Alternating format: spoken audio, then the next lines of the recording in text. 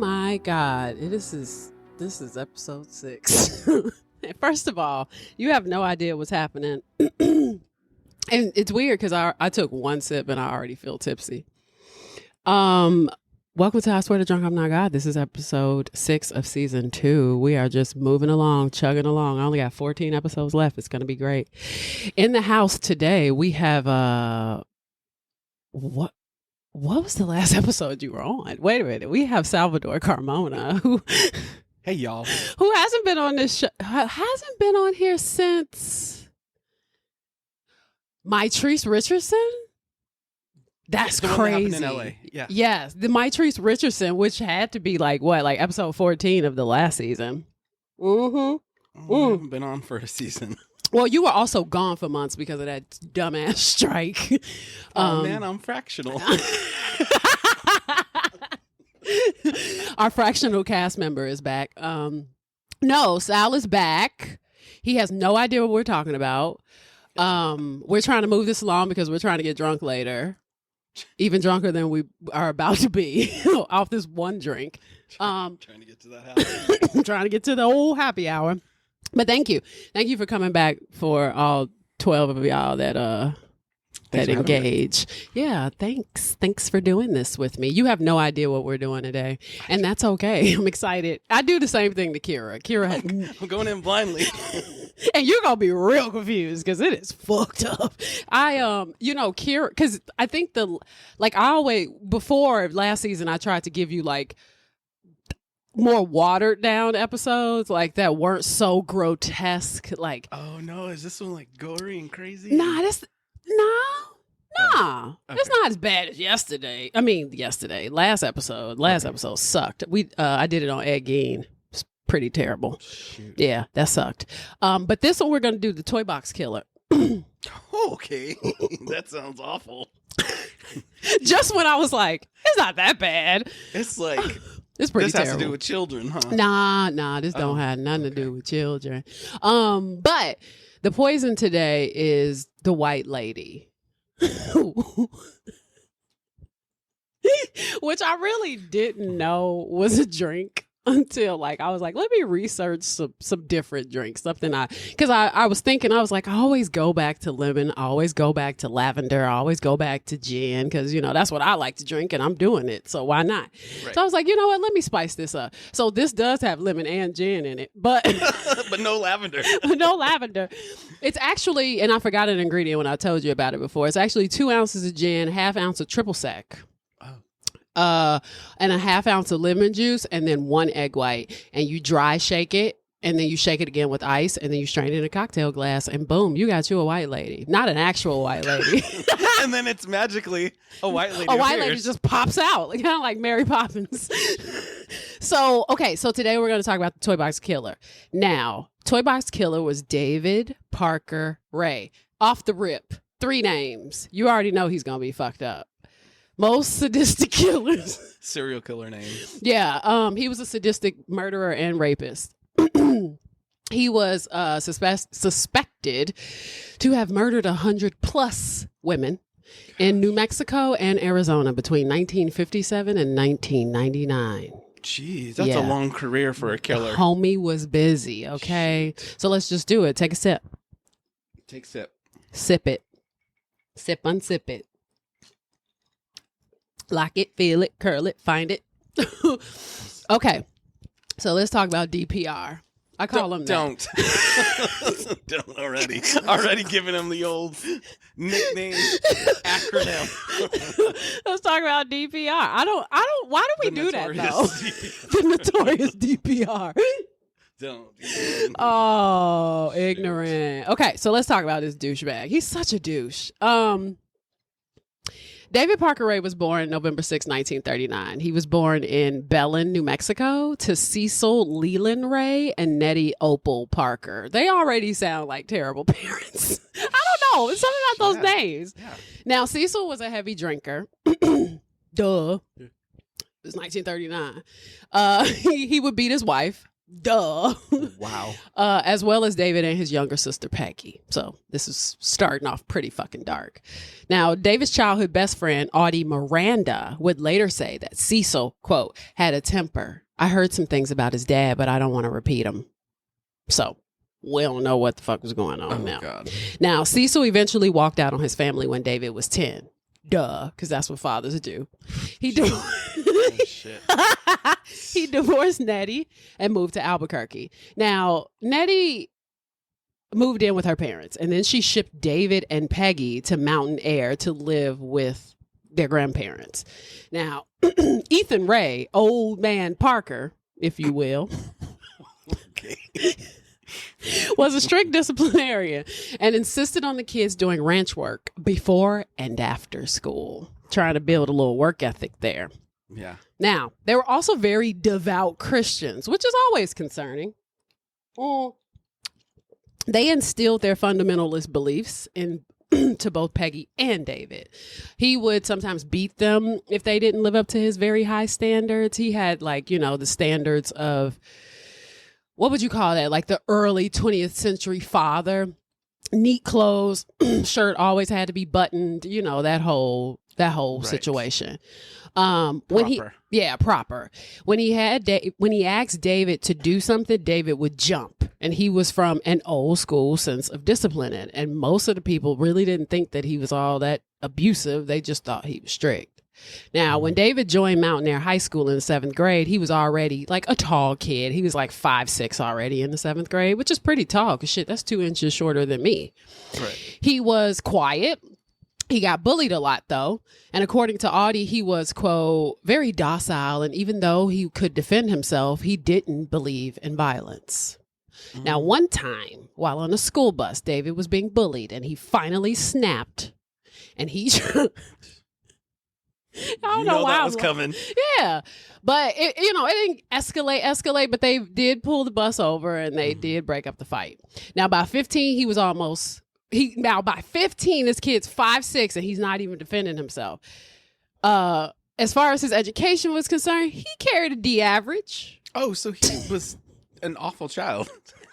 He was definitely an awful student. He wasn't necessarily an awful child, but he sucked at learning. But academics. Yeah, but his best he had grades. to do farm work before school and after. Seriously, so I'm like, how you gonna have time to do your homework? That's probably. But his best grades were in science, reading, and vocabulary. Which reading and vocabulary, okay, you can read. So it's like, who did get high scores in reading? A lot of people didn't. R. Kelly didn't because he can't read. Look at him now. Yeah, prison. You don't learn how to read, kids, you will go to jail. lesson number 1 for today. Now, he could also play the trumpet. If you were curious, he was in the band. Now, look, even though the school was mixed, there were a lot of... Is that why he got beat up? Because he was in the band. Bando. What a loser. No. Instruments are good. Yes, instruments are They're fun. just not cool. I played the trumpet. Oh, hello now. And then I stopped. Because you were like, because I got beat up. I'm just kidding. I'm kidding. You're like, because that shit wasn't cool. Now, okay, so now even though he was in a school with mixed kids, there's no because he was in there with Mexicans and whites. But David stayed with the white folks. He didn't have no trouble with nobody. Nobody ever said that the man was just like a blatant racist or anything like that.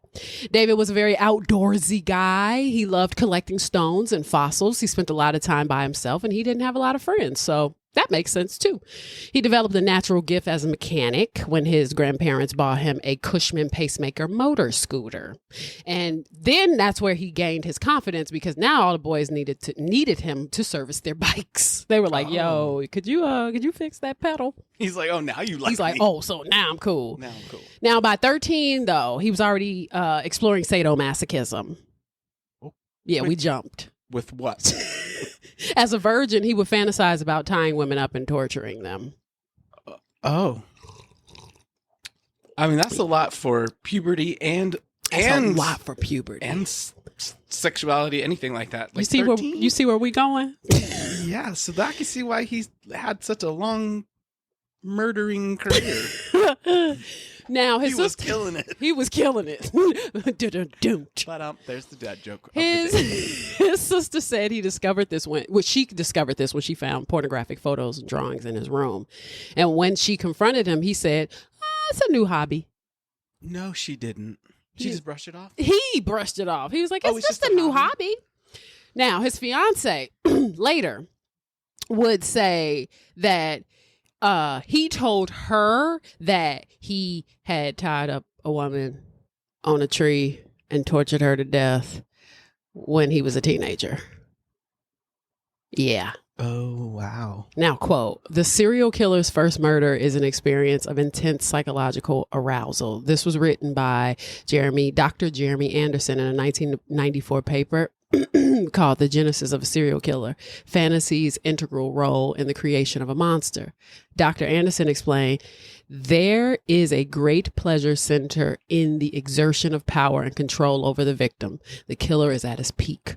Sexual sadistic fantasies help to control the child's fears and act as an outlet for hostility and aggression. These aggressive centered fantasies, initially a form of escape for the children, come to serve as a substitute for the child's sense of mastery. In other words, the child learns to depend on the fantasies for feelings of control over self and over the external world. And virtually all serial killers reported childhood punishment and discipline as unfair, hostile, abusive, and very inconsistent. The primary caretakers of the future killer, the parents, grandparents, or legal guardians, are simply bad at their job. Which I can attest to this. I've done 24 episodes and like 5 bonuses. I thought it was going to be personal. No, it's not personal. I can attest to this. I'm on my way. Listener, to be a my serial eyes killer. bugged out. I meant, what? Like, who am What? who am I here with? No, I mean, I can attest to this because like I've done 25 episodes and I've watched a lot of documentaries, and I want to just throw out a percentage. I want to say about 99.9% of them all stem from terrible parenting. I mean, from when you started the story, he was like abused by the father. The father left. I mean, it's all building up. Yeah. At first, I thought you were going to say abused by the Father, the Son, and the Holy Ghost. And I was the Holy Ghost. I was like, wait a minute now. What's that? He is the Holy Trinity. Capital H. No, I can see that. Okay. Yeah. I get it. I mean, but because even like last episode, I did Ed Gein with Dustin, and we were talking about his relationship with his parent, which was his mother, who was an absolute controlling psycho. Like she was a nut herself. And then his father was incredibly weak. So he had like a weak father who was also a belligerent drunk who would try to like, find his power through beating his wife. But she, at the end of the day, had way more power than he did. Like she was just better suited for the job. But the bigger issue was that Ed Gein was a boy, which is what led to him killing possibly killing all these women or stealing all these bodies and like taking their skin and turning them into clothes that he can wear around the house, acting like he's his mother. You know what I mean? It's like Psycho. I mean, literally. Yeah, I mean, the genesis of, obviously, because the movie is based off Ed Gein. Right. Texas Chainsaw Massacre was another movie that they kind of adapted from Ed Gein. But thinking about it, I was like, it starts with the parenting. The parenting sucks. Like lack of. Yeah. I mean, like, even though both of his parents were there, they were still bad at it. Awful. Yeah, exactly. Awful. Now, in 1957, David's grandmother dies, and Peggy and David were split up and left the school mid-semester without graduating. They moved to Albuquerque to live with Nettie, and then Nettie, who is his mother, and then Peggy stayed in Mountain Air with a local family so she could graduate, which sometimes happened with girls. Like people feel a little more comfortable about letting a girl come live with them than sadomasochistic boy, right? A freaky boy. Now, David would eventually graduate from Valley High in Albuquerque in 1957, but he left home and he got a job as a mechanic. He was like, you know what? I'm good at this. I'm going to do it. He found a 17-year-old girlfriend, though, whom he married. And this was in 1959. She got pregnant. So he's 20. Excuse me. Belch. He's 17. She's 20. She got pregnant. Then he left to join the army and he went overseas. But he was in the army for 3 years where he honed his skills as a mechanic and would repair anything. Now we talking from watches to literal airplane engines. Like the dude was just good. Now, by the time he's 21, he returned to the U.S. to file for divorce. His wife... He was gone? So he was gone most of his marriage and decided... And he was like, I want a divorce. You're boring. His wife didn't challenge this. He says, you're never around.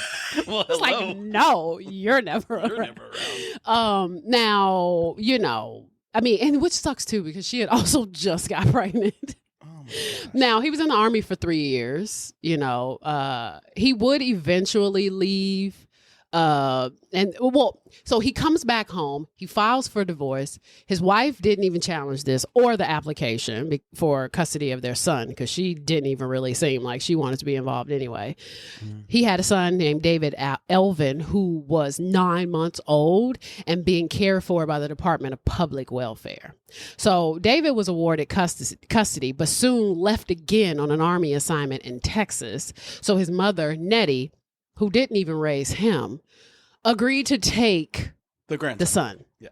Now, David then met a young girl and proposed to her. That was in 1962, which I'm like, we need to have rules on how many times people can get married in like a certain time period. Like, dude, just don't get married. Don't get married if you just like dating, because that's what it sounds like. Yeah. It's like, we're going to date for 3 months. We're going to get married for 3 months, quote unquote, date. Yeah. And I guess we date somebody else, we also got to think it is the 60s.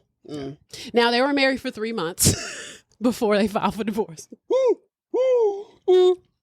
David would eventually be discharged in 1963, and he returned to New Mexico, where he landed a job at Springer Corp as a truck driver. By 1966, he met Glenda Burdine. She was 18. He was now 26. He married her. Wow. Glenda had a daughter with David, and her name was also Glenda, but her name was Glenda Jean Ray. Okay, little country. Now, Glenda Jean and... I didn't know Glenda was so popular. Seriously, I thought that was just the Witch of the North. The Wizard of Oz? Exactly. Exactly. Now, Glenda Jean, the daughter, and David had a wonderful relationship. But of course, David would go off and decide he wanted to be a hippie and abandon his family. This dude. He's so annoying. Kind of acting like a disheveled loser and hitchhiking with some chick named Sally. Now, Sally would eventually disappear, and, you know, Ray says she just decided to go. That's it. That's all we got on Sally. Sally gone. He could have been her first victim. Exactly. Now, eventually, he was offered a job and a place to stay in Albuquerque in the Tejeras Canyon. And David was incredibly charismatic and well-liked in the area. I mean, he was a drifter. He would move on and then head back to Albuquerque, then move back and all that other stuff. Then finally, he moved back to Albuquerque again with his wife and children, this time, not as a drifter, with his actual family. And once home, David got a job as a car repairman and enrolled in a course to become an airplane mechanic. He stayed with the jobs. Mm-hmm. Now, he passed his test in 1969, and he moved his family to Tulsa, Oklahoma, where he taught at the Spartan School of Aeronautics. This dude is just smart. I mean, he's an engineer, for God's sake. He's a freaking he's an aeronautic engineer. That's what they do. He taught engine mechanics and aviation maintenance. Now, he was living his family life, but he was secretly practicing S&M with prostitutes. Oh, gotcha. He would later say his appetites would dominate his life in his 30s. He was becoming more and more into violent sex. His masturbation fantasies were starting to involve murder, to the point where he would ejaculate if he imagined killing a woman. Now, by 1977, he moved back to New Mexico, where he worked repairing tracks for a railroad company. He was always on the move. But then in 1981, his marriage was in shambles. Duh. It's like his third marriage. His family stayed in New Mexico. But then by 1983, he moved to Phoenix, Arizona to become a mechanic again and a service manager, where he worked there for 8 years. That's probably the longest job he really had. And he's done so much. Now he works on the railroad. Seriously, he's just never done. Ray would marry again to Joni Lee. And this is when he leased a property at 513 Bass Road. So when you hear Bass Road, this is the property I'm talking about, near Elephant Butte. I keep wanting to call it Elephant Butte, but it's Butte. Now, on the lot was a double wide trailer where he made his special equipment to sell. He was traveling between Phoenix, Stone Lake, and Elephant Butte regularly. And this setup was wonderful for his S&M appetites because he could secretly take women, have his bondage sessions, and then he'd be hours from the Mexican border. Then he could just dip off. That's nuts. His daughter, Glenda, she would later become a full-fledged lesbian, and she would go by Jessie. She was well aware of her father's sexual proclivities. She thought his behavior was normal, even though later her father's sex life would make her a bit confused, leading to her lesbian lifestyle. Because, they were busy. Now, Jesse was her dad. They were basically the same person. They did all the same things. She loved nature. She loved mechanics. He taught her mechanic stuff. And by 19, Jessie had witnessed her father hiring a prostitute for a bondage session. And then when the session got too violent, she also witnessed her running out of the house. So, the lady escaped and got so she's already kind of got to go. in there a little bit. In 1986, Jessie would lodge a complaint against her father, but she did it out of spite, which led to credibility issues, even though she accused him of kidnapping women and torturing them before transporting them across state lines to the Mexican border to sell as sex slaves. She literally tells them this. The FBI questioned him for a year after she reports this, and he told them, quote, that he has been interested in bondage since the age of 13, and that from the age of 28 to present, he had been extremely active and interested in bondage activity. And then, for weeks, this sex thing dominates his life, and he'll sometimes fantasize about everything imaginable, including killing women in order to ejaculate. He eventually tells the agents, I would consider myself potentially dangerous. Oh, so he admitted it. The FBI dropped the investigation. You talking to the FBI? Excuse me.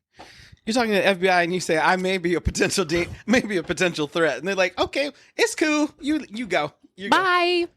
You go ahead and wander the streets. So dumb. In 1988, David Ray's boss, Billy Ray Bowers, disappears.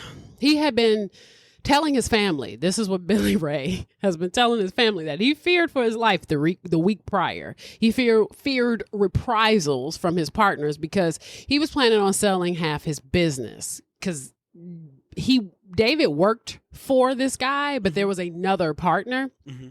Now, his family called an investigation, and when a year later, a vacationer saw a body floating in Elephant Butte Lake. He was shot, execution style. The body was tied with ropes and weighed down with 2 boat anchors. Now, at this time, he's a John Doe. It wasn't until 10 years later he would finally be identified as David.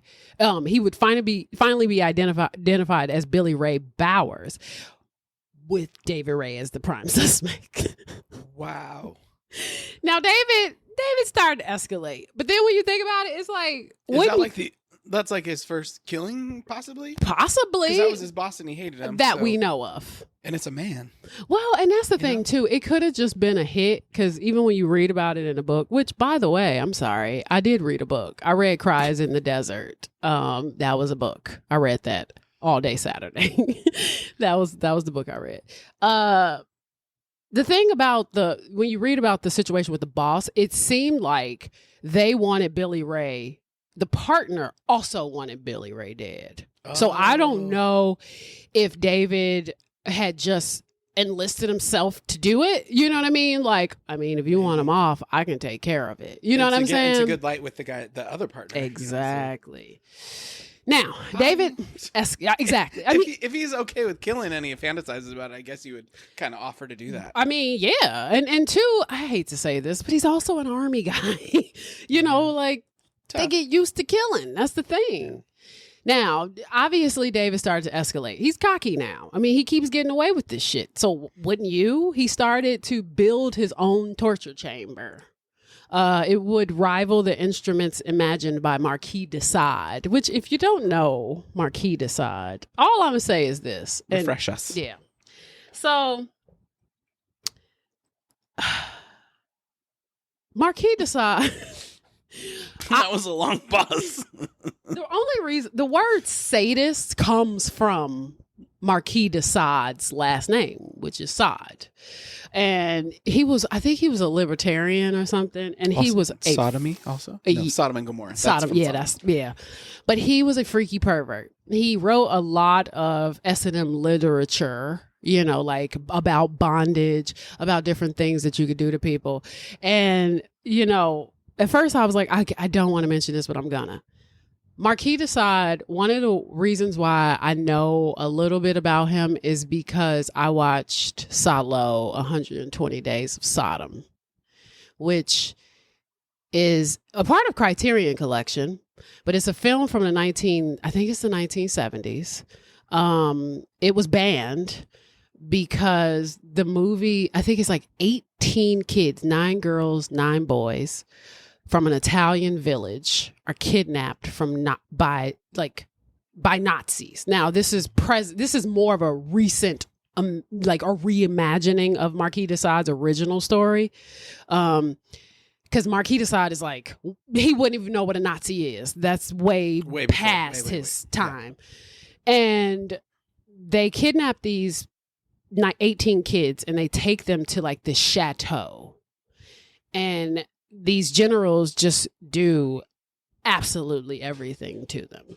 Like, and when I say everything to them, I mean they rape them for 120 days. And then, first of all, they get there. Both the boys and the girls. Boys and girls. They strip them. You're never going to watch this, so I'll just tell you what happens. They strip them, and they would have these like moments of theatrics where they'd bring them all into this ballroom, and these prostitutes would perform like these weird plays where they start to explain all these different acts that they were going to force these children to do. The assumption is that they're underage. Right. Okay. So then they force these kids to do all this crazy shit. And one of the things that I will never forget is when one of the generals comfortably squats, takes a shit, and the kid is literally given a spoon to eat it. And I was like, cut the camera. Cut it off.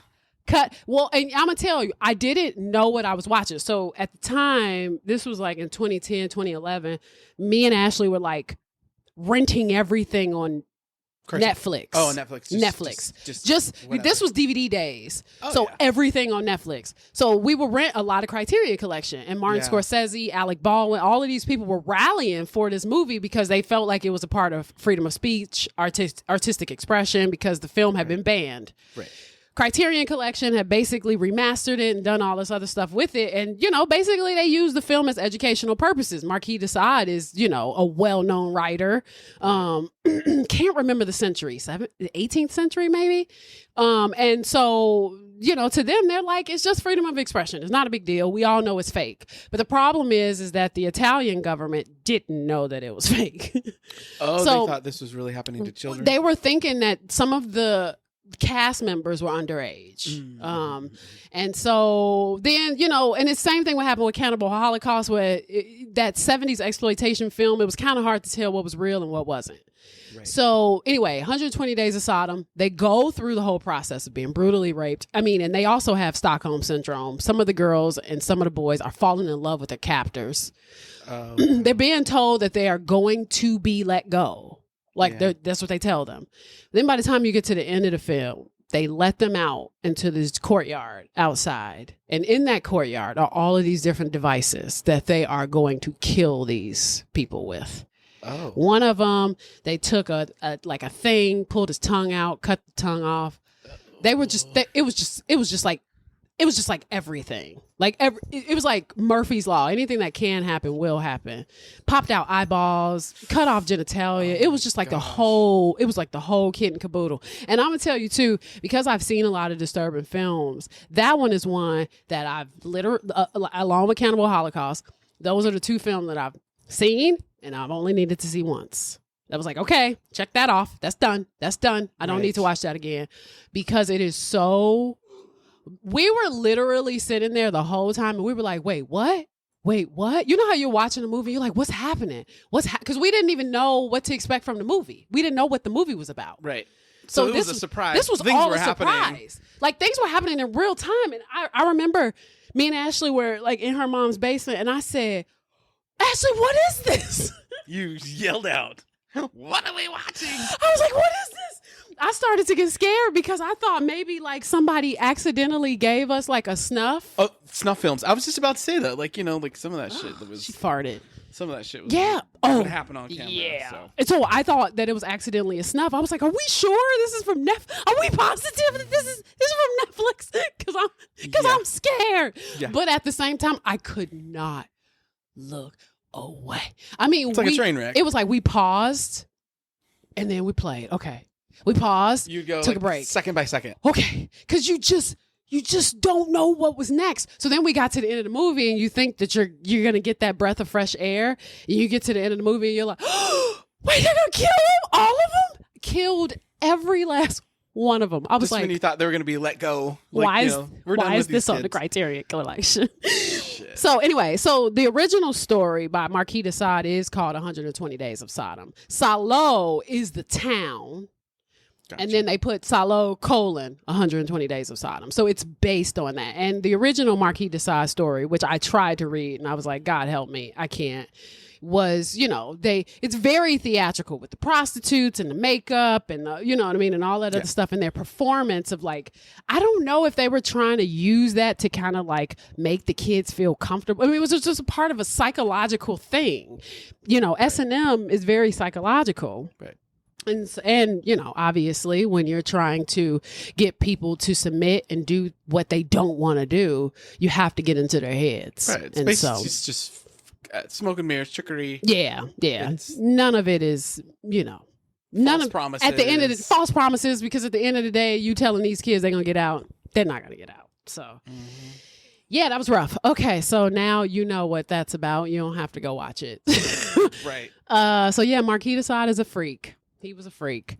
And I think he had like all of the STDs too, because he was one of those people, like he had the syphilis. I think he died of syphilis actually. He had all the diseases because he was into all of that sexual stuff. He was into sexual freedom. That was that was kind of the whole point is that we should be able to do this. And the French, they get down with the get down. They believe in exploring their bodies and doing all that type of stuff. It's expected to be married and have a lover. So yeah, exactly. Ooh, is it? It is. I didn't know that was a part of their culture. Oh yeah, kind of makes me like them a little bit more. Mm-hmm. I don't know if I can do that though. It's understood though. Most most marriages come with a side piece. What do you call it? Francophile? Like yeah. But I've heard that some people, when they're in marriages, they just kind of expect that their partners are going to have a girlfriend or a boyfriend. It's kind of like, just don't tell them about it. Oh, so it's like, it's expected, but I don't need to know the gory details. Mm-hmm. And it's almost like, this present day open relationship bullshit that everyone talks about. But yeah. It's their own French way. Yeah. Huh. Mm-hmm. Interesting. Look into it. I think it's, you said, look it up, look into it. I think it's cool. Like I said, I don't think I would want to know the gory details either. But I do believe that like, if there's a little bit of like, I feel like there is some security in knowing that you may not know that, okay, you went to the bar last night and you were with that person. Like, I don't need to know that part. No. But I mean, it's better than not knowing. Right? I just think it's the openness. Yeah. I think to me, it's the truthfulness of it all, of being able to just comfortably say. Yeah. I mean, if you're going to lie about it, you're lying. Yeah. You're flat out lying. But if you be like, I have a date with Salome tonight, it'd be like, okay, cool. So you're not going to be home for dinner. Yeah. Okay. Gotcha. Cool. All right. It's not like, were you at the bar last night? Right. Exactly. It's like, oh yeah, I'm going out with Frank. Be like, and homie's just like, oh, okay. All right. We'll see you later. Still not said hi. You're like, what? No. Okay, so anyway, we got happy hour. So now He he looked at himself as a sexual scientist. He was skilled in the art of pain. That was his thing. He would write down how to physically and psychologically gain control of his victims, and he would video record and catalog his crimes and keep like souvenirs of each victim. Now, he, over the next few years, would create a business making S&M bondage videos all over the world. And sell them? Selling them, Okay. It was reported later that the business also included snuff, which showed women actually being murdered. Yeah, you're murdered on film. Yes. Well, I mean, if he was already, selling people in Mexico he's going to sell the tapes. Yeah. I hate to deviate from this, but there is a true crime story of a girl who signed up to be murdered. I've heard of. And whether or not that's truly a crime or not, when someone is like explicitly saying, you know what I mean? Saying, I want to do this and I want to do it until I die. It's it's wild. But I mean, there are some freaky people who they feel like the ultimate experience is death. And so they are okay with sacrificing themselves in that way to have that experience. It's insane because my thing is you don't come out on the other end of it. So how do you know how satisfied you'll truly be? Exactly. I know. You're like, hold on. Wait, stop. You're like, wait a minute. There's no coming back. I like being on the edge, not necessarily, So in his double wide trailer, he used this as a museum of torture. He called this the Toy Box. Oh, gotcha. Here we go. Now, in it was a sign, Satan's Den.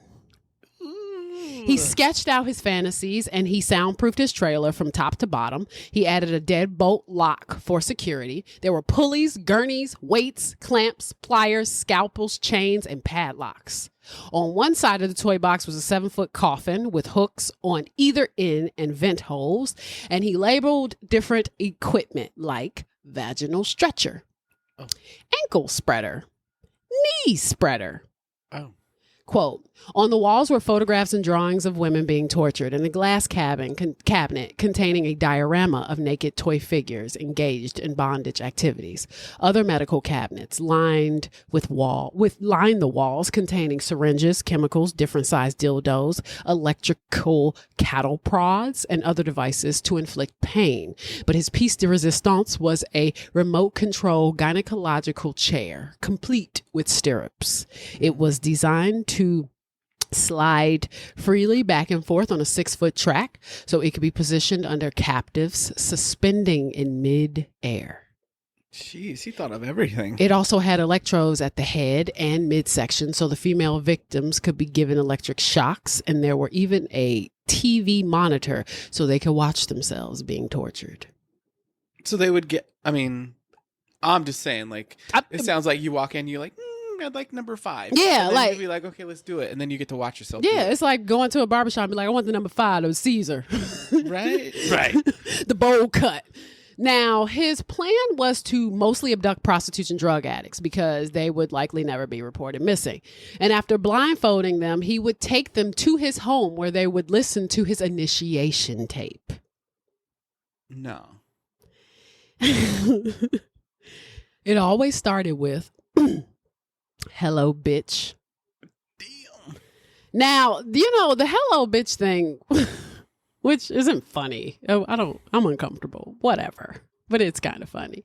I actually have I have the recording, a piece of it. He would play it in a very non-emotional tone. I doubt it. Wrists and ankles chained, gagged, probably blindfolded. You are disoriented and scared too, I would imagine. Perfectly normal under the circumstances. Now, you are obviously here against your will. Totally helpless. Don't know where you're at. Don't know what's going to happen to you. You're very scared or very pissed off. I'm sure that you've already tried to get your wrists and ankles loose. No, you can't. Now you're just waiting to see what's going to happen next. You probably think you're going to be raped, and you're sure. He literally would go on and he would say things like, hello there, bitch, are you comfortable right now? I doubt it. And then he would be like, you won't remember a fucking thing about this whole adventure. You won't remember this place, us, or what has happened to you. Like, he's just, there won't be any DNA evidence because you'll be bathed and both holes between your legs will be thoroughly flushed out. Jeez Louise. Sadistic piece of turd. Now, over the next few years, Ray was bouncing between Elephant Butte and Truth or Consequence, New Mexico. Now, you're probably like, what the fuck is Truth or Consequence? Well, T or C is what the natives called it. It was named this after a television publicity stunt in 1950. The host of Truth or Consequence, the game, was Ralph Edwards, and he was celebrating the 10th anniversary of the show. So they decided to find a town that would be willing to permanently change their name and then host a live gala there. Palomas Hot Springs became Truth or Consequence. That's so wild. It is wild. It's pretty ridiculous. Now, David launched his own emergency roadside business called Dave's Auto Repairs, which was probably a great way to pick up poor, unsuspecting motorists looking for help for the toy box.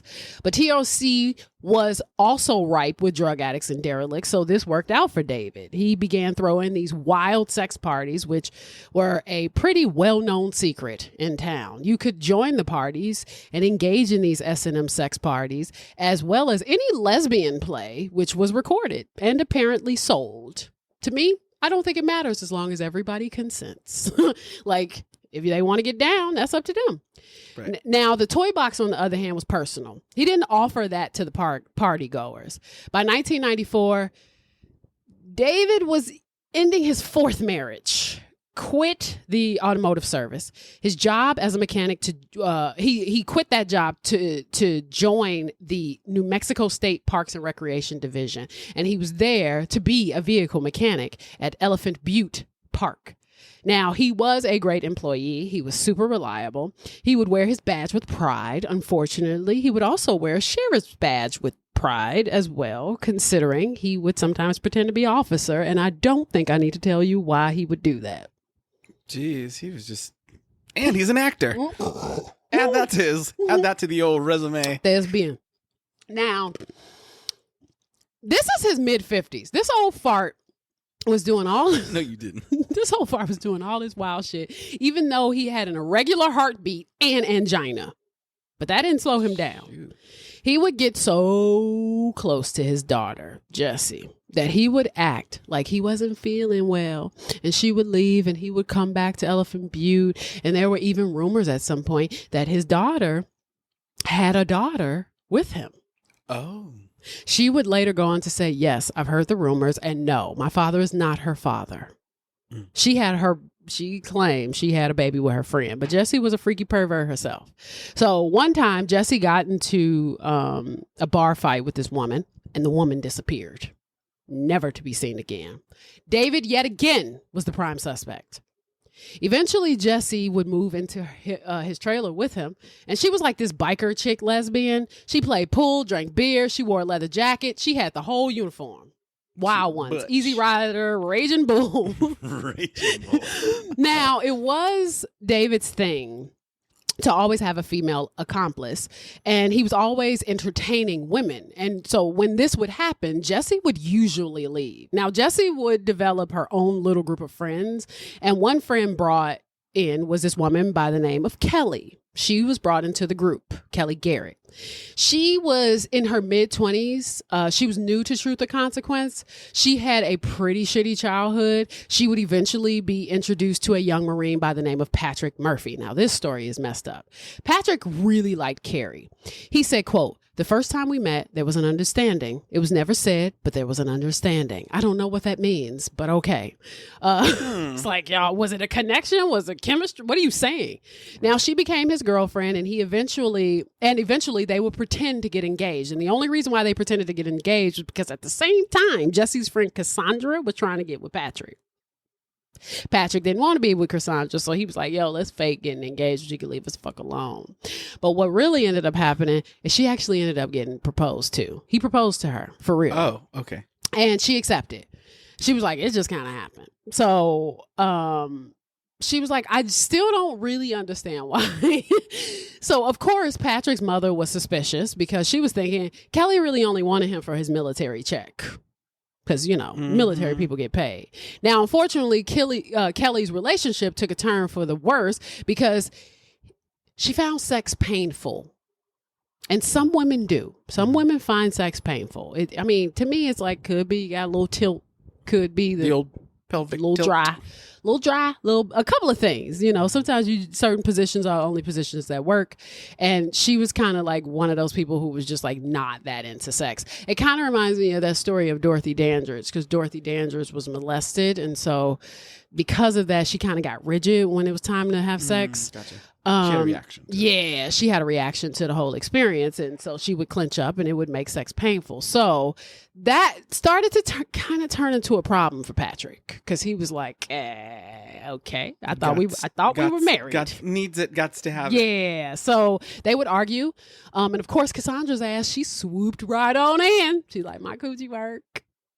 Wow. And she would like braid Kelly's hair, act like she was her friend, but she really wanted Patrick. So they tried to have sex. Kelly didn't want to. They got into an argument. And then Kelly went over to her friend Becky's trailer. Then they went to Cassandra's, where Kelly told her, leave Patrick alone. Leave him alone. We beefing right now, but leave him alone. It was just like a well-known thing. Everybody knew that Cassandra wanted Patrick. Right. So they decided to have a couple of drinks at Rocky's Lounge. At around 11 p.m., they moved on to Blue Water Saloon in Elephant Butte. And of course, a fight broke out and Cassandra ended up leaving. So she was there and left Kelly without a ride to T or C, Truth or Consequence. Mm-hmm. Now, Jesse was with them, though, at this point. And said, don't worry, I'll take her back. Well, when it was time to leave, Jesse said, I'm way too drunk. And instead, I'm going to take you to my dad's house so we can sober up. Ugh. But Kelly felt pretty lightheaded. She couldn't quite figure out why. And she wondered if she had been drugged. Drugs. So Kelly arrived at the trailer. The old row hip. Jesse disappeared. And the next thing she remembered, David and Jesse were sitting on either side of her. One held a knife to my throat, and the other kneeled on the floor in front of me and handcuffed me. They placed a spiked dog collar around her neck, duct taped her mouth, and covered her eyes. Then David led the helpless girl out of the main residence and into a white cargo trailer about 30 feet away. At that point, Kelly was so terrified, she lost consciousness. And once inside the toy box, David began preparing her for her ordeal. Working quickly and efficiently, he stripped her naked, placing her on a narrow gynecological table, complete with stirrups. And as she lay unconscious, he bound her thighs and ankles with nylon straps, attached her to heavy chains, secured her to an elaborate overhead pulley system of his own design, then using his brute strength, ratcheted up the chains until Kelly was suspended in midair. Before lowering her onto the table with her legs wide apart, finally, he put a videotape in the VCR in front of the toy box, which was linked to an overhead camera with a wide-angle lens aimed straight at her body. Pressing the record button, he took smelling salts. Woke her up. And woke her up. Kelly was back to consciousness. Damn. Now, David wasn't able to hold an erection, so he grabbed a dildo. But he couldn't insert it. He kept trying. He tried a few, but none would go inside. He got frustrated. He started to talk to her, started to caress her breasts because, of course, she's going to get horny. Yeah.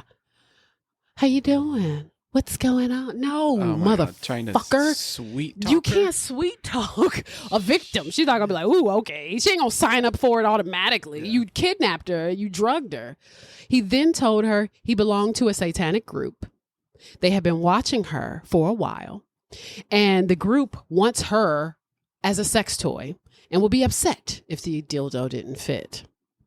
After 30 attempts, he gave up. He left her there for the rest of the night. And for the next 3 days, he returned to the toy box at least 5 more times to try to insert the dildos. He was frustrated as hell. He could not get these dildos inserted. Meanwhile, Patrick goes off because, of course, she's engaged. Patrick goes looking for Kelly. He can't find her, so he assumes she ran off. Cassandra called Patrick and told him she had sad news about Kelly. She was out all night drinking. Things didn't look good. She advised him that, he should consider getting the marriage annulled. He searched a little bit, and then he called it off. No signs of Kelly. He was leaving in 4 days. And if he didn't find Kelly by Sunday, which was the next day, he was having the marriage annulled. Cassandra stayed over to commiserate. She stayed the night. And eventually, the family's feeling for Kelly went south. They were like, well, then, fuck her. Yeah. David, he took her ring, he took her jewelry, and he took her watch as souvenirs. He then proceeded to dress, drink his coffee, and he drove her to the Murphys, to her in-laws, to her fiance, in truth or consequence. And when she arrived at Patrick's, Patrick was pissed. She was dazed and drugged.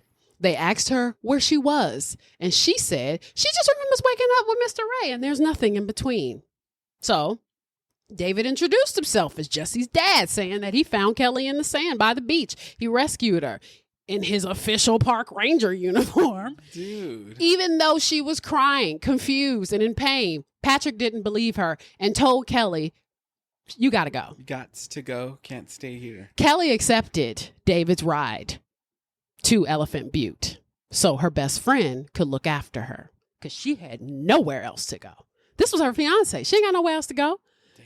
She had no idea what happened to her. Her marriage was annulled. They were only married for 16 days. Damn. 2 days later, Patrick marries Cassandra in Vegas. She ready. They moved to San Diego. The marriage didn't last. He was shipped off to the Persian Gulf 9 weeks later. And before leaving, he told her that he wanted a divorce. Shoot. When he returned 6 months later, Cassandra had seized all his assets. He was in financial ruin. Now, 5 years later, Kelly would finally piece this whole night together. But it's pretty obvious Jesse handed Kelly over to her father, and probably because of Cassandra's affections for Patrick. She knew her friend. Her friend was actually Cassandra. Her friend wasn't Kelly. So Kelly was new. Now, then there was the Silver Marie Parker story. Now, Marie had a pretty hard life. She had been dating a local guy by the name of Roy Yancey. Roy also had his fair share of issues. He was named Toy Boy Roy. That was his name.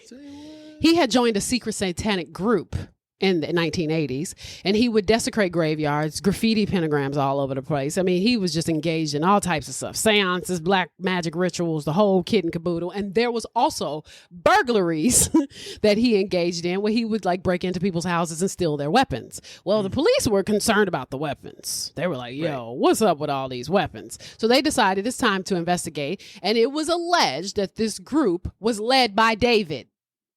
So that was his satanic group? Seems like it.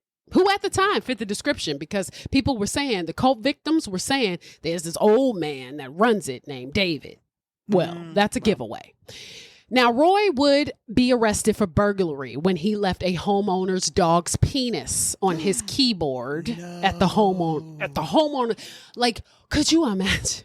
That's so gross. Now, even though he straightened up for a period and joined the Navy, he still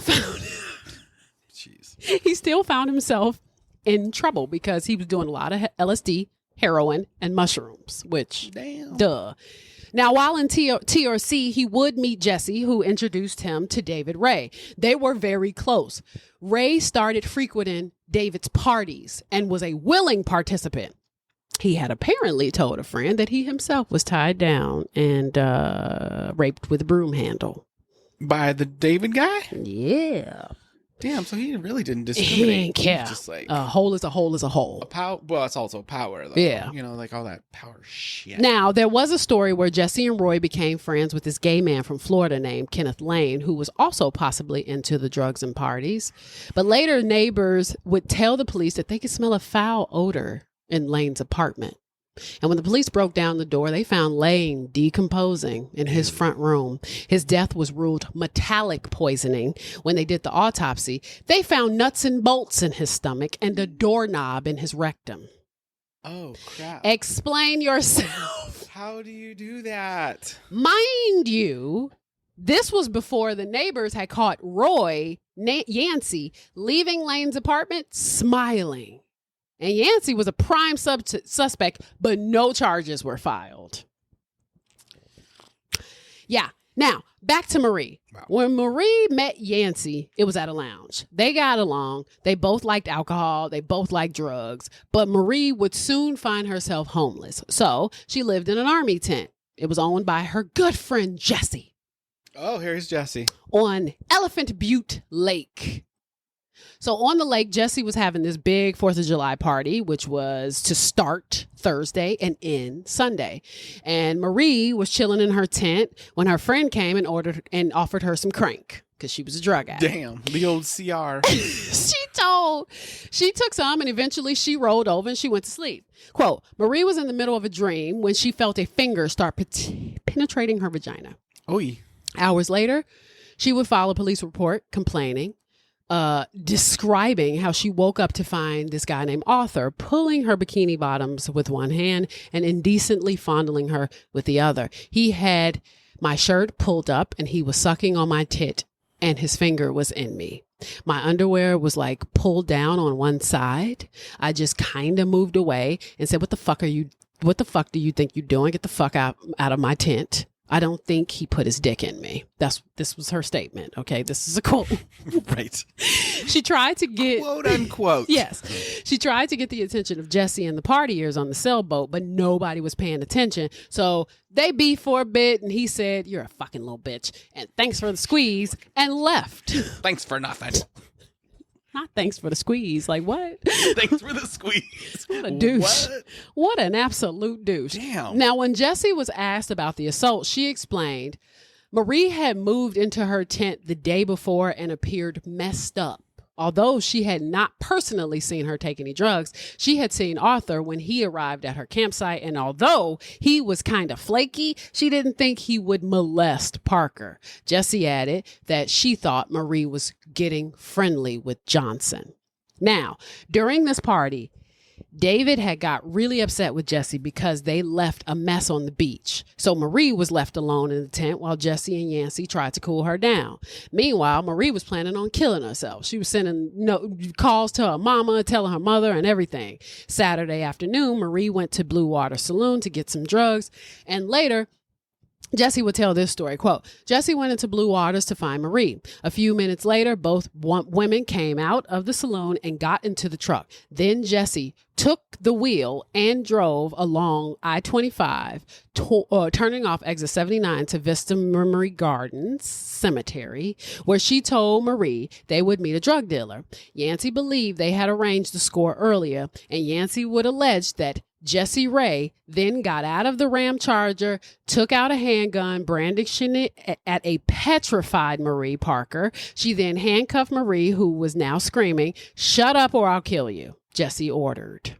Jeez. Placing her victim in restraints in the back of her father's truck and ordering Yancey to ensure that she didn't escape. Yancey sat in the back, physically subduing his ex-lover as Jessie drove back along, it's 125, I'm sorry, I ain't got my glasses on, to 513 Bass Road. It was dark as they drew up in front of David Parker Ray's double wide trailer, and Yancey alleged that he then saw Jessie take Marie into the toy box.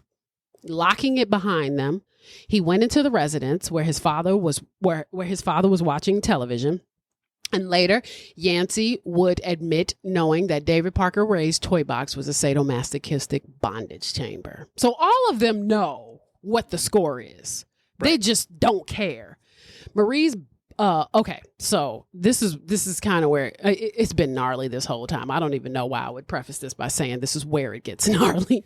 So Yancey would deny ever entering the toy box himself while Marie was inside. But on Tuesday, July 8th, 3 days after Marie had been kidnapped, David and Jessie told Yancey that they were done playing with her. And it was time for her to go.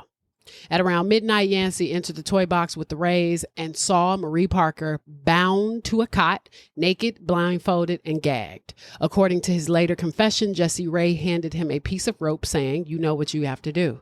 Then, while she was still bound to the cot, Yancey put the rope around her neck, began to choke her. Marie began to struggle as she fought desperately for her life. She wasn't dying fast enough.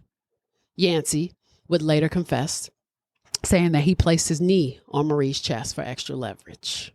Oh. Using all his strength to strangle her until she was limp and turned blue. And it would later be alleged that Jesse Ray held a gun to Yancey's head while he strangled her, and that David Parker Ray videotaped the murder and sold it as a snuff film. Damn. Wait, so she had a gun to the guy's head and made him kill her? Yep. All the while being filmed by the father. Yep. Jeez. Yes. Yeah. And what's so wild too is like, it's like I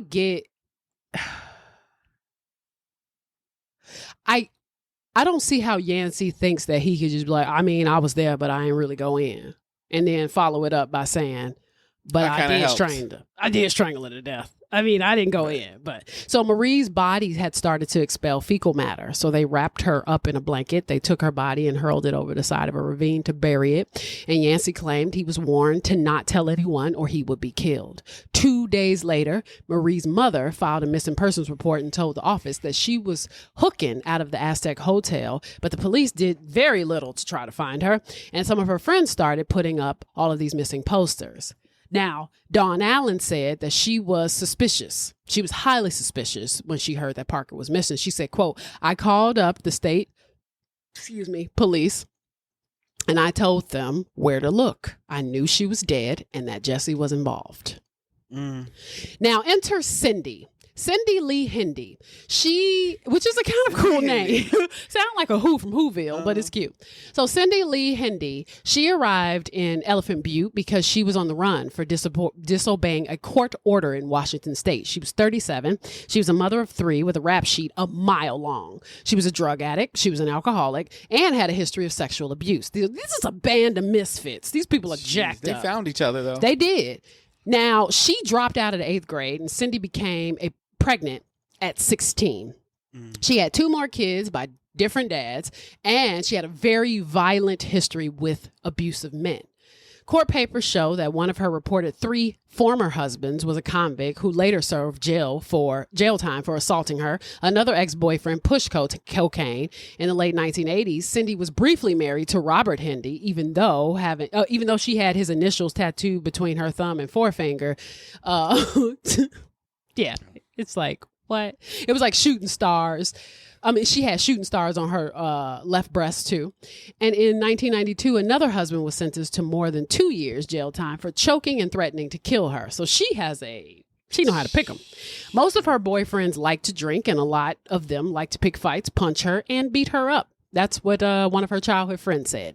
Now, by the 1990s, Cindy was considered mentally disabled. She started collecting SSI checks, Social Security checks. By 1995, she was arrested in Kirkland, Washington for stealing aluminum pipes from the Department of Transportation. Now, she was sent to jail. She's a junkie, okay? She's selling it? Yeah. In 1996, she was dating a guy by the name of John Youngblood, who she was accusing of assaulting her, and she was kicked out on the street. Now, by 1997, she refused to take drug counseling as she was being faced with serious jail time. So she went on the run, which is how she ended up in Elephant Butte. Now, once she arrived in TRC, she started hitting up the local bar scene. She was known as a hard partier, and she would brag about being an ex-con. They called her Six-Pack Cindy. She drink a 6-pack every day or what? She would go with any guy in a heartbeat. If he'd buy her a drink, or he'd buy her some crank, she'd go with him. Now, she was known for trading sex for money as well, which would, short, she's a prostitute. Right. People soon started to realize that Cindy had some weird sexual appetites. The S&M lesbianism, nymphomania type. She had told me, this is what she told a friend, about her sexual abuse as a child by her family members and what a tough childhood she had. By her who? Family members. Oh, by her family members. Now, soon she would meet Jesse and Roy. Duh. They started hanging together and they had weird, strange three-way relationship. They were all going together. Quote, Roy. Thruple. Yeah, a little thruple. Quote, Roy told me that Cindy liked him to handcuff her and beat her up.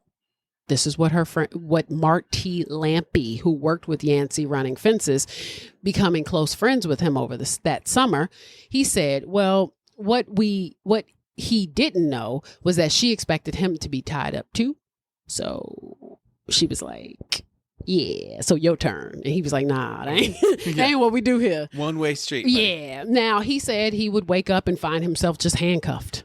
And Cindy just wanted to beat him up. Damn, he had to sleep with one eye open. Look. You might wake up handcuffed. Yeah, you don't know. Never know. Now, Cindy would go on to engage in many sex acts with him. Once she helped torture a prostitute named Angelica Montano. Now, she was originally a part of the bondage sessions, though. She was down with it. She was down with being videotaped by Jesse, but then Ray brought out an electric cattle prod and began shocking her genitals with it. Oh, shoot. And Cindy was holding her down.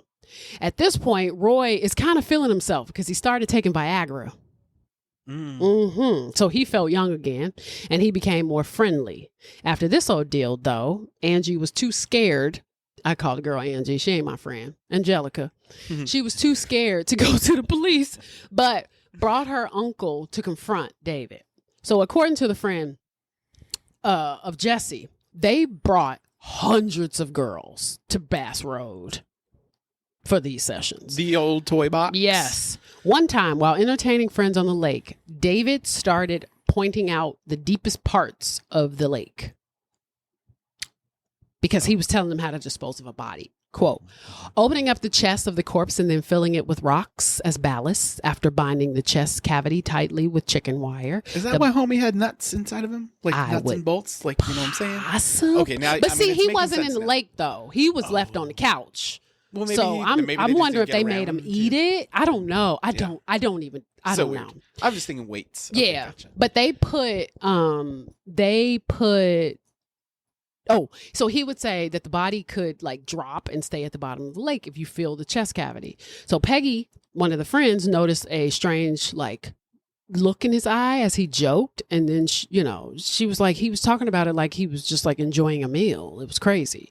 So he begged me not to walk out alone by the lake one time and literally act like he was going to cry because he told me 200 girls a year have something happen to them out there. Ew, creepy. It could have been his guilty conscience, but at the end of the day, he's a psycho. So it could have just been him trying to pretend like he cares when he doesn't. Right. Now, Roy started introducing Cindy to witchcraft, who she was dating at the time. She was dating Roy at the time, but she soon broke up with Roy and she got with David. And so even though she was also dating Jesse, because remember, they were a throuple. Right. She was like, nah, David is a good catch. Mostly because he ain't broke. That's what her biggest thing was. He ain't broke. He a good provider. Quote, still working on still working on the airplanes. Exactly. So Cindy said that she had finally met the man that she wanted to spend the rest of her life with. He was looking after her. He was monitoring her drinking and money. She thought, hey, he's nice. He's a good dude. So Cindy wanted to bring her 12-year-old daughter to come live with them. Oh, Lord. And the daughter eventually called her grandmother and was like, please let me come home because these people are crazy as hell and they are abusing me. So she ended up going back with the grandma. Mm-hmm. And David, he started to slowly train Cindy to help him kidnap and torture women. And this is how he did it. Quote, he wrote a guide. Yeah. It's called The Psychological and Physical Procedures, the initial handling of the captive personal fetish. Number 1, the new female captive should be gagged, blindfolded, with wrists and ankles chained. Number 2, move her into the recreation room, place her body under the suspension chains. 3, stand her up under the chains, lock her wrists well above her head. 4, place the neck chain around her neck and lock it into place. It is permanent. 5. Clip her leg irons to the floor chain. 6. Use scissors to slowly remove her dress, blouse, or sweater. Cut and remove the bra. 7. Fondle and abuse her breasts, nipples, and other parts of her body. 8. Keep her blindfolded to increase disorientation. Use verbal abuse, dumb bitch, slut, etc. 9. Slowly unzip, open, and remove the lower clothing. Cut or rip the panties off. 10. Fondle and abuse her sex organs. Continue the verbal abuse. 11. Attach the overhead suspension straps to her body, ankles, waist, hips, and upper chest. 12. Remove the leg irons and tighten the ankle straps. Pull her legs upwards until the middle part of her body is horizontal. The ankle straps will force her legs wide apart. 13. Tighten and adjust the waist, hip, and chest straps until the middle of her body is straight. Clip the short 4 chain to the body ring on the waist belt so she cannot jerk or lift her body upward. 14. At the point the captain is suspended at the convenient height, immobilized and fully exposed, she is uncomfortable, disoriented, and probably terrified. Don't cut her any slack. Continue the verbal and physical abuse. Keep her mentally off balance. 15. Play with her sex organs. Rape her vagina and anus. Force large dildos deep into both holes. Use clamps, needles, and others on her tits and sex organs. Clip and cut lips. Whip her and use electroshock. 16. Don't give her time to collect her thoughts. Use her body aggressively. During the first hour or 2, she will sweat, struggle a lot, and exhaust herself, particularly if the electric shock machine is used extensively. 17. Intensify her fear. Tell her how she is going to be kept as a sex slave. Describe in detail how she will be continuously raped and tortured, and work on her mind as well as her body. 18. Keep her body fully suspended for 2 or 3 hours. Then lower the gynecological bench directly beneath her. Lower her body onto the bench. Release one arm or one leg at a time and secure it to the bench until she is strapped down. Buckle all straps on her body until she is totally immobilized. Feet in the stirrup, knees forced wide apart. Note: the shock value of disorientation plus continuous verbal and physical abuse during the first few hours of confinement will have a great influence on how docile and subdued the captive will be during the remaining period of captivity. If it is done properly, she will be intimidated and much easier to handle. So Cindy and David then meet Angelico Montano to take her to the trailer. And at first, she thought it was all a practical joke. But then Ray punched her in the face and Cindy put a pistol in her mouth. They stripped her naked, chained her to the bars on either side of the bed, and then they forced her to swallow a pill. She lost consciousness. When she woke up, they were watching TV. She was blindfolded. They gave her a second pill before she could before going to sleep. And then they kept her for 4 days. She asked him for a hug. He complied because she was just trying to Yeah.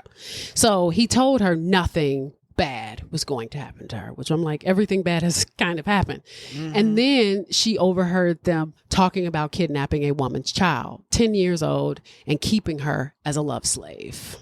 Oh my God. Now, when David got home that evening, they bathed her like a dog. And then Cindy applied makeup to her face, saying that she had to look her best for the video.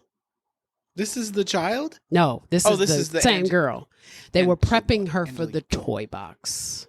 Gosh. Now, suddenly, without warning, Ray hit her in the stomach, forcing her onto the table, her hands and knees. He then carefully bound her hands and feet with red leather ropes and inserted a long wooden device into her rectum. I'm going to skip because I'm overwhelmed. But he wanted to do this because he was trying to watch Stephen King's Storm of the Century, which was playing on TV. So he was like, let's wrap this up so I can get back to it. And the only reason why he stopped was because he wanted to get back to Stephen King's Storm of the Century. So the poor girl pretended like she enjoyed the experience, and Ray told her that he liked her and that if he had known that he was going to like her, he wouldn't have even done all of that to her. Wow. So I'm going to arrange to take you back to Albuquerque. We'll, call a friend, have him come. So, of course, she told him that she wouldn't tell a soul. She had, he was like, it's fine. I'm going to give you an injection. You won't remember this anyway. And so they drove her to a bus stop and she was spotted by an officer. And she told him the entire story, not knowing that he was a police officer, because he was just in his like pickup. plain clothing. Yeah. Now, she told the police officer that some old pervert had picked her up, him and this woman, and they had her in his trailer like an animal, chained up with a dog collar, and they sodomized her with a broom handle. This whole thing. Now, Cindy was probably the worst addition to this whole thing. She ended up being kind of a weak link, because she would start drinking again and start telling everybody everything that they did. She literally told her friends that David was a serial murderer. He killed hundreds of women. She got drunk on white wine, which stay away from white wine. He got drunk. He killed It's a truth serum. It's a truth serum. So Cindy said that she knew about 6 or 7 women that were in the lake. Dude. Mm-hmm. She just told everybody everything. Loose lips. Loose lips sinks bodies. Okay. And then she boasted about like how he been doing it for 20 years. Like it's like he's retiring. Like what the. So then before leaving, she told them in a few days, my mom's already at Firehouse, thank God. Then before leaving, she told them in a few days that they were going to get another one to amuse him while she was out of town, because she was going out of town to visit her daughter. Cindy was. So we need to get another one so he can have something to do while I'm out of town. Come on. Oh, like we need something to keep him occupied. Exactly. So he needs a project. Now, so on March 15th, they get engaged, Cindy and David, because he needed to get married again. And when David had finally convinced Cindy to postpone her trip to Seattle. And so that's when they found Cynthia Vigil. Now, her pimp had arranged this deal, $30 for oral sex. She was a drug addict. She was in Albuquerque. When she entered the RV, he pulled out a silver badge and then was saying that she was being arrested for solicitation. But then David pulled out handcuffs. And so Cindy came out of nowhere with a stun gun. And she was like, "You're being recorded." So she, of course, tried to escape. She was like, "I know all the police. What the F?" And so they beat her up. And they finally got her cuffed and shackled. They drove off, driving forever until they arrived at a gas station where they ordered her to strip naked, threatening her with a stun gun. They put a black leather mask over her face with her head with a zipper on the mouth with no eyes. And they started driving. And she was like, "I had no idea where I was going." So they collared her. They laid her in the bed. And then the recording started. "Hello, bitch. Are you comfortable?" So the tape was 5 minutes long, by the way. Cindy pulled a revolver, threatening to shoot Cynthia. And Ray picked up the dildos. He stuck one in her rectum. And while he was like trying to do this like rectum thing, he took out this like really big dildo that had like all these spikes on it. Ugh. It was just a lot. And so then they started using like these electrodes on her nipples and her genitalia. And then they cranked the dial all the way up. So then he took a metal bar, spread out her legs, took a can of gravy from the kitchen, dipped his fingers in it, rubbed it on her private parts, and then had the dog lick her.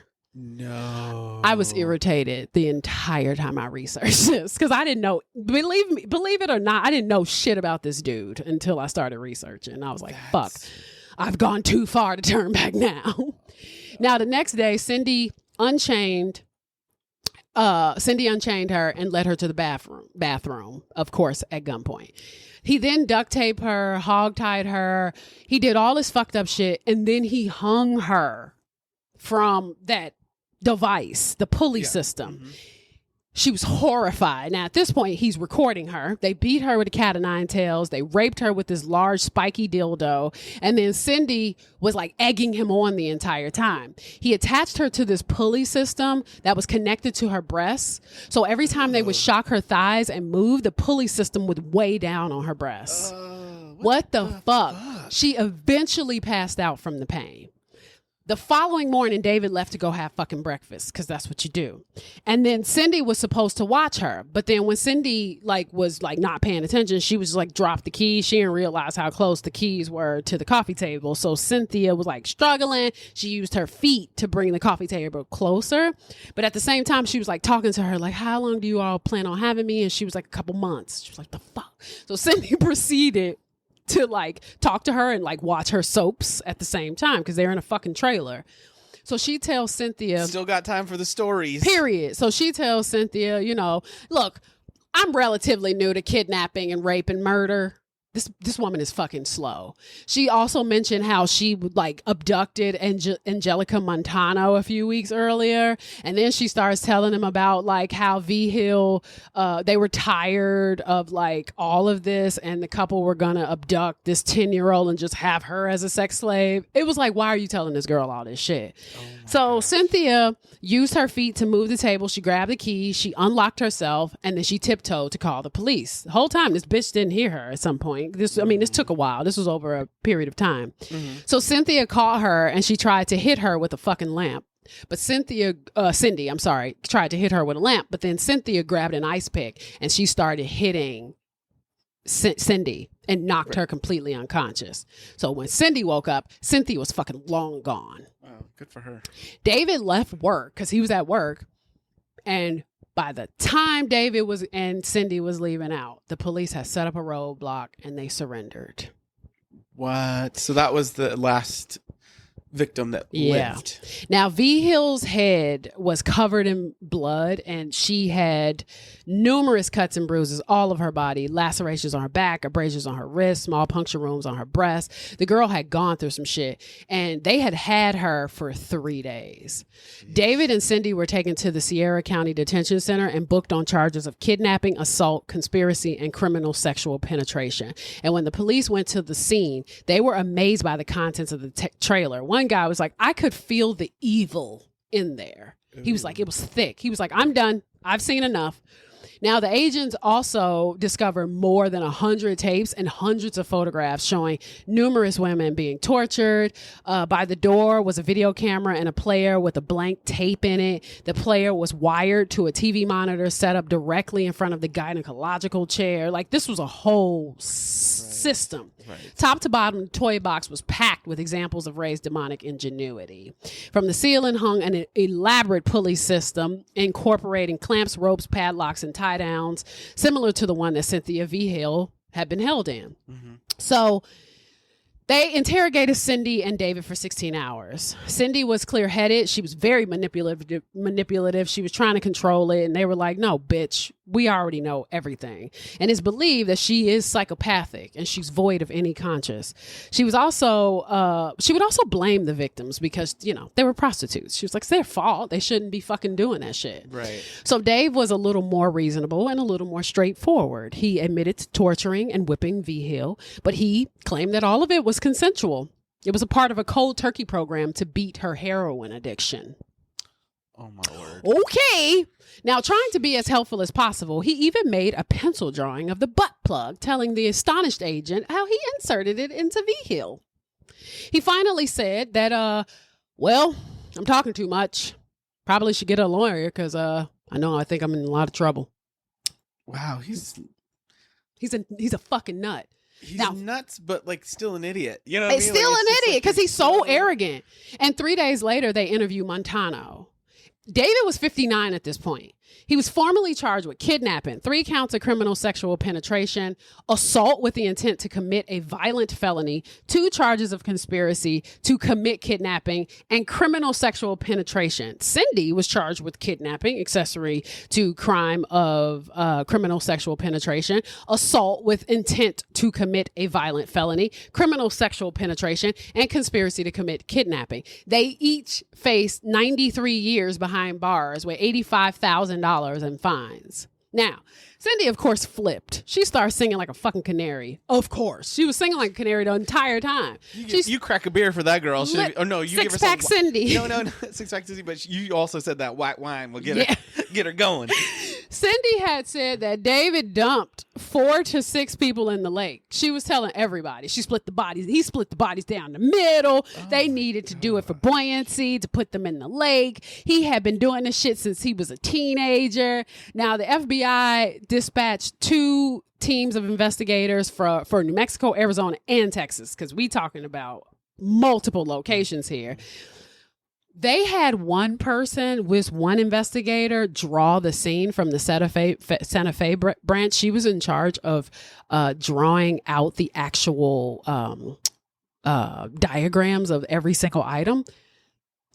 She literally left the trailer and she shot herself in the head with her service pistol. What? They were like, what the fuck? Now, David was tried for Angelica and Cynthia and Kelly. He was tried separately. His sole defense was that everything was consensual. Kelly's case ended in a mistrial because 2 jurors found the story completely unbelievable. Ray got a retrial and was convicted on 12 counts. He agreed to a plea bargain and was sentenced in 2001 to 224 years in prison. Jeez. He was trying to get a deal for his daughter, but she was still charged with criminal sexual penetration and kidnapping. She pled guilty to no contest and pleaded no contest and received a 30-month sentence plus 5 years probation. Dennis Roy Yancey pled guilty to Marie Parker's murder and confessed to helping Jesse. He was charged with kidnapping, tampering with evidence, and 2 counts of conspiracy to commit a crime. He was sentenced to 30 years. They were not charged with the Parker's murder. Cindy Hendy received 36 years and was released on July 15, 2019. Then on May 28, 2002, David died of a heart attack right before he was about to be interrogated again. Wow. And that is the story of the Doorbox Killer. That is nuts. Insane in the membrane. Why are there people out there? Why are there world people like that? sick as fuck out there acting stupid? But they all found. It's what really blew my mind is like all these people found each other. They did. You know, it's like birds of a feather flock together, my guy. I would never know. Like that, people are such derelicts out there to where like you just do whatever you want to do for sex and or drugs in the and then desert. You find those people and they're like, she'll do anything for. Yeah, she'll suck a dick for some crank. Yeah, and then you're like, well, she likes it. So then you're like, okay, now I'm in a fucking I'm in a sex cult. Yeah, no. Didn't even mean to be. Shoot. So that's yeah. nuts. So we're about to go get drunk now. Happy hour. I'm tired. I'm tired after this. I will say that. It is mentally exhausting. Yeah, it's exhausting. So I hope you all no, you didn't enjoy it, but I hope you learned something. Don't go out there raping people. Don't be weird. Don't touch people without consent. If you want to engage in some sex bondage, some weird shit, do all of it, but make sure that motherfuckers sign on. That's all I say. Just make sure everybody say that I want to do it. Don't just be like, oh, I'm going to kidnap you. And then I'm sure there's a safe way to do it. Yeah, there is definitely a safe Google way to do it. Yeah. And there are people who enjoy deep penetration and all types of freaky shit. And you don't have to, there's a person for everybody. You don't have to find unsuspecting victims. But the thing is that part of it was fear. He wanted fear. So, yeah. All right, y'all. We got to eat. Love you. Mean it. Sal. Yes. You got anything? No. But thank you for having me back again. I know. It's a beautiful episode for you. Wow. We'll be talking about this and thinking about this while at we're having dinner. drinks. Exactly. Shoot. All right, y'all. Peace.